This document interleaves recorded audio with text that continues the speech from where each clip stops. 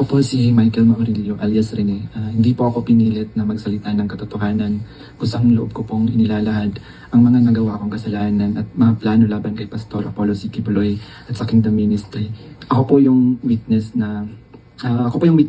ginawang witness ni Sen. Risa Ontiveros na nakatakip yung mukha. Pero ngayon, hindi na sapagkat nagsasabi na ako ng totoo.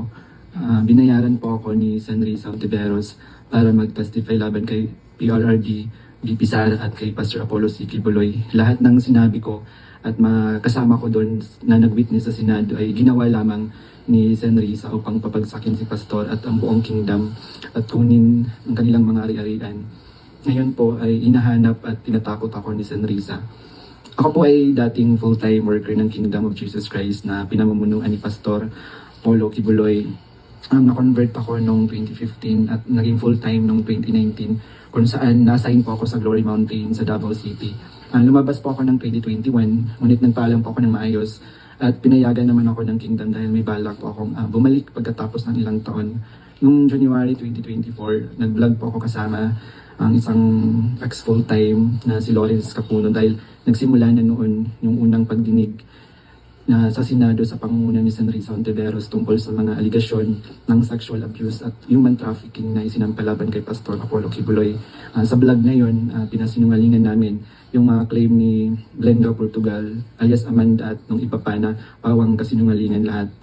Noong February 2024, kinontak ako ng isang ex-full-time na si Shishir Bandari at inalok na maging witness sa Senate investigation ni Senador Risa kapalit ng financial assistance. Pumayag ako dahil sa panahon din yun, nangangailangan din ako ng pera. Binigyan ako ni Shishir ng email ng opisina ni Sen. Risa upang magpadala ng formal na email kahit anong aking sabihin daw. Sabi niya kapag nakipag-usap ako sa kanila, sabihin ko lamang na taga-kingdom ako at lumabas na sa ministry at idagdag ko daw na sinasaktan ako ni Pastor. So sa aking email, sinabi ko doon na galing ako sa kingdom at lumabas noong 2021. Ilang araw pagkatapos noon, kinontak ako ng isang staff ni Sen. Risa na si Fiona upang makipag-meet sa akin through video call. Sa pag-meeting namin kay Attorney J. Becama, Chief of Staff ni Sen. Ontiveros, pinagawa ako ng affidavit tungkol sa mga gawain ko sa loob ng kingdom, mga transaction at operation na kinasangkutan ko.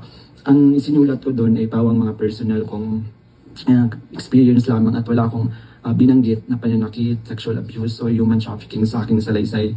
Matapos kong ibigay yung affidavit, muli kaming nag-meet ni Attorney Becama. Pagkaraan ng 2 araw, binigyan niya ako ng revised affidavit na naglalaman na ng mga karagdagang aligasyon ng pananakit ni Pastor na hindi ko naman naranasan o nakita. Kasama rin dito yung maling pahayag na ako daw ay nasa sa SMNA News kahit hindi totoo dahil ako ay nasa Glory Mountain mula 2019 hanggang 2021. Nandun din yung aligasyon na sa di umano ay nasaksihan ko tungkol sa mga baril na sangkot sina Sara Duterte at dating Pangulong Rodrigo Duterte na hindi naman totoo dahil wala naman akong nasaksihan na ganong pangyayari. Pinilit din akong idagdag yung pangalan ni Senador Bongo at Senador Bato de la Rosa sa affidavit kapalit ng mas malaking halaga ng pera. Pero hindi ko na sila isinama kasi baka umattend sila sa hearing at magtanong at makorner ako. Yung pag-appear ko sa Senate ay may reward na 500,000 na ibinigay nila sa akin at dagdag na 500,000 nang isinama ko si Sara Duterte at si dating Pangulong Duterte. So 1 million po lahat ng binigay sa akin. Isang linggo before ang Senate hearing noong February 19, 2024, pinatira ako sa isang kondo kung saan ako ay biniriefing at tinuruan tungkol sa mga dapat na isasagot ko sa tanong ni Senador Risa. So sa araw ng hearing, umiyak ako dahil sa konsensya habang binabasa ko yung script na alam ko naman na hindi totoo at hindi ginawa ni Pastor ng Kingdom. Pagkatapos ng hearing, tinago ako ni Sen. Risa sa kanyang kondo sa Manila at inutusan na maghanap pa ng ibang pwedeng maging witness kapalit ng pera dahil may mga susunod pang hearing. Sa buong taon ng 2024, nanirahan ako sa kondo ni Sen. Risa at nung January 2025, lumipat ako pansamantala sa isang safe house kung saan nakasama ko doon sina Mutabato at iba pang mga biktima ng extrajudicial killings. So sa bawat research o information na akin na ibibigay sa Senado, nakakatanggap ako ng rewards na 12,000 na ibinibigay ni Senri sa pamamagitan ng kanyang staff na si Sir Ryan. So sa kabilang sa mga na-research ko, nagawa kong research yung inimbentong Angel of Death daw ng Kingdom na inimbento ni Alice Jackson, si Edward Masayon. Kabilang doon yung na-research ko yung mga member at yung mga general na nag-courtesy call kay Pastor. Noong August 29, 2024, nag-dinner meeting kami nila Brenda Portugal alias Amanda, kasama ang kanyang legal team na si Attorney Joanna Paula Domingo at ng Office of the Special Assistant to the President at si Attorney Ian Interina at yung kasama yung abogado ko na si Attorney Ange May Bagudyo sa isang hotel sa Quezon City. Ang pinagplano nila kung paano idiin ang kaso ni Pastor at ininggan niyo akong mag-file ng kaso.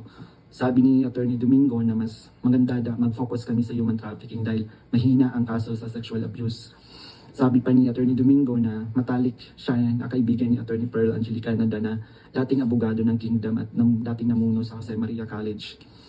Ayon sabi ni Attorney Domingo, sabi sa kanya ni Pearl na umalis na sila sa Kingdom at alagaan mo daw si Amanda at siya na ang umawak ng kaso laban kay Pastor.